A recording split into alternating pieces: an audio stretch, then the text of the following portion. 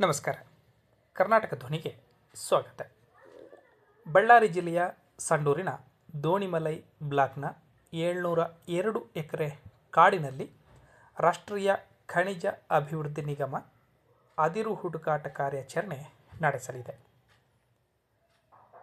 ದೋಣಿಮಲೈ ಕಬ್ಬಿಣದ ಅದಿರು ಗಣಿಯ ಪಕ್ಕದಲ್ಲೇ ಇರುವಂತಹ ಅರಣ್ಯದಲ್ಲಿ ಅನ್ವೇಷಣೆ ನಡೆಸಲಿಕ್ಕೆ ಅನುಮತಿಯನ್ನು ನೀಡಬೇಕು ಅಂತ ಹೇಳಿ ನಿಗಮವು ಗಣಿ ಹಾಗೂ ಭೂವಿಜ್ಞಾನ ಇಲಾಖೆಗೆ ಪ್ರಸ್ತಾವವನ್ನು ಸಲ್ಲಿಕೆ ಮಾಡಿತ್ತು. ಅನುಮತಿ ನೀಡುವ ಕುರಿತು ಪರಿಶೀಲನೆ ಮಾಡುವಂತೆ ಗಣಿ ಇಲಾಖೆಯ ನಿರ್ದೇಶಕರು ಅರಣ್ಯ ಇಲಾಖೆಗೆ ಪತ್ರವನ್ನು ಕೂಡ ಬರೆದಿದ್ದರು. ಆ ಬಳಿಕ ನಿಗಮವು ಅರಣ್ಯ ಇಲಾಖೆಗೆ ಪ್ರಸ್ತಾವವನ್ನು ಸಲ್ಲಿಕೆ ಮಾಡಿತ್ತು. ಬಳ್ಳಾರಿ ಜಿಲ್ಲೆಯ ಅರಣ್ಯ ಅಧಿಕಾರಿಗಳ ಸ್ಥಳ ಪರಿಶೀಲನಾ ವರದಿಯ ಶಿಫಾರಸಿನ ಆಧಾರದಲ್ಲಿ NMDCಗೆ ಅರಣ್ಯ ಇಲಾಖೆ ಅನುಮತಿಯನ್ನು ಕೊಟ್ಟಿದೆ. ದೋಣಿಮಲೈಯ ನಿಕ್ಷೇಪಗಳಲ್ಲಿ 118 ಮಿಲಿಯನ್ ಟನ್ ಅದಿರು ಇದೆ.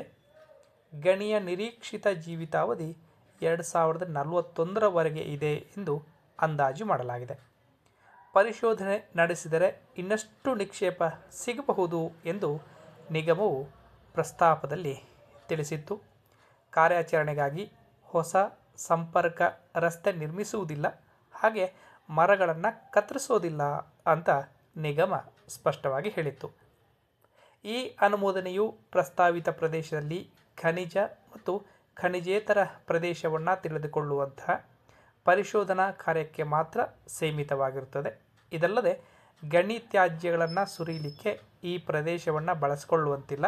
ಇದಕ್ಕೆ ನಿಗಮವು ಪರ್ಯಾಯ ಅರಣ್ಯೇತರ ಪ್ರದೇಶವನ್ನು ಅನ್ವೇಷಣೆ ಮಾಡಬೇಕು ಅಂತ ಹೇಳಿ ಅರಣ್ಯ ಇಲಾಖೆ ನಿರ್ದೇಶನವನ್ನು ನೀಡಿದೆ.